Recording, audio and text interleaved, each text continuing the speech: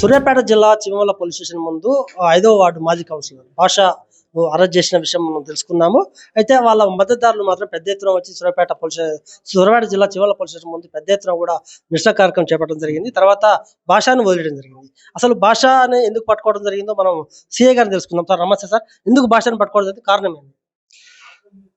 నిన్నటి రోజున నైట్ 10:45 ప్రాంతంలో షేక్ ముడీర్ అనే వ్యక్తి, దురాజ్పల్లికి చెందిన వ్యక్తి మనకు ఒక కంప్లైంట్ ఇవ్వడం జరిగింది. అదే వాడికి చెందిన భాష అనే వ్యక్తి ఈయన పైన హత్యా ప్రయత్నం చేసిండు. ఆ సందర్భంలో అతనికి గాయాలైనాయి అని చెప్పి కంప్లైంట్ ఇస్తే దాని మీద ఒక 109 BNS కింద కేసు నమోదు చేయడం జరిగింది. దర్యాప్తులో భాగంగా ఈరోజు ఉదయం భాషను పిలిపించి విచారించడం జరిగింది. ఫర్దర్గా నిన్న ఒక సీసీ ఫుటేజ్లో ఈ మునీర్ అనే వ్యక్తి వెనకాల ఈ భాష వెనకాల పరిగెడుతున్నట్టు కనిపించింది. ఆ తర్వాత ఫర్దర్ ఇంజరీస్ ఉంటాయి కాబట్టి దాని మీద కేసు చేసినాము. ఈ ఫర్దర్ కూడా ఇంకా ముందరలో కూడా కొన్ని సీసీ ఫుటేజెస్ ఉంటే వాటిని కూడా వెరిఫై చేస్తున్నాం.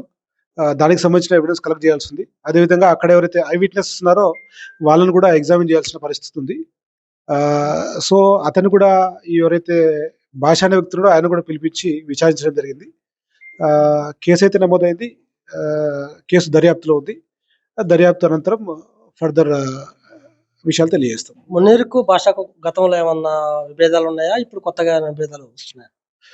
విభేదాలు అన్నట్లు ఏం లేవు, కానీ ఇద్దరు కూడా ఒకే కాలనీకి చెందిన వ్యక్తులు, అంటే 5th వార్డుకి చెందిన వ్యక్తులే. ఇద్దరు కూడా ముందస్తు పరిచయం కూడా ఉంది. ఇంతకుముందు కలిసిన వ్యక్తులే, బట్ చిన్న చిన్న క్లాషెస్ ఉండి ఉంటాయి. అవి ఏంటనే కూడా ఆ వ్యక్తి కూడా కొంచెం ఇంజూర్డ్ ఉన్నాడు. ఆయన కూడా పిలిపించి విచారిస్తాం. ఎఫ్ఐఆర్ ఏ సెక్షన్ కింద నమోదు చేయడం జరిగింది? ఎందుకు వదిలేశారు? 109 BNS లో కేసు నమోదు చేయడం జరిగింది.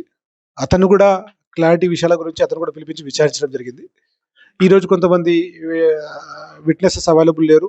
ఆ టెక్నికల్ డేటా కూడా నిన్న గణేష్ నిమజ్జనం ఉండడం వల్ల కొంత డిలే అవుతుంది. సో అంత ఎవిడెన్స్ కలెక్ట్ అయిన తర్వాత దాని ప్రకారంగా all evidences and technical evidences అన్ని కూడా కలెక్ట్ చేసిన తర్వాత కేసును ఫైనలైజ్ చేయడం జరుగుతుంది. భాషా మద్దతుదారులు అనేది ఏంటంటే మునీర్పై గతంలో 20 కేసుల దాకా ఉన్నాయి. అతని మీద ఛార్జ్ షీట్ కూడా వేయలేదు. అతని మీద ఎలాంటి కేసులు కూడా నమోదు చేయలేదని వాళ్ళు మద్దతుదారులు పేర్కొంటారు. ఎట్లా చూస్తున్నారు దాన్ని? మునీర్ అనే వ్యక్తి పైన మా పోలీస్ స్టేషన్లో అయితే ఇంతవరకు అయితే ఎటువంటి కేసులు నమోదయ్యి లేవు. మరి మీరు అంటున్నారు కాబట్టి ఒకసారి వెరిఫై చేస్తాం. మాకు తెలిసినంత మా రికార్డ్ ప్రకారంగా అయితే ఎటువంటి కేసులు చివరి పోలీస్ స్టేషన్లో లేవు. ముఖ్యంగా చెప్పండి, మీ సర్కిల్, మీ పరిధిలో ప్రజలకు ఏం చెప్పబోతున్నారు శాంతి భద్రత విషయంలో? అందరు కూడా తెలియజేసిందంటే చిన్న చిన్న విషయాలకు గొడవలు పెట్టుకొని ఇష్యూ చేసుకోవద్దు. మీ పైన ఎటువంటి క్రిమినల్ రికార్డు వచ్చినా సరే అది అన్ని రకాలుగా ఇబ్బంది అవుతుంది. కాబట్టి కొంచెం ఆలోచించి అడుగులు వేయండి. తొందరపడి ఏదైనా ఇష్యూస్ చేస్తే మాత్రం దానికి చట్టపరంగా కాన్సిక్వెన్సెస్ ఫేస్ చేయాల్సి ఉంటుంది.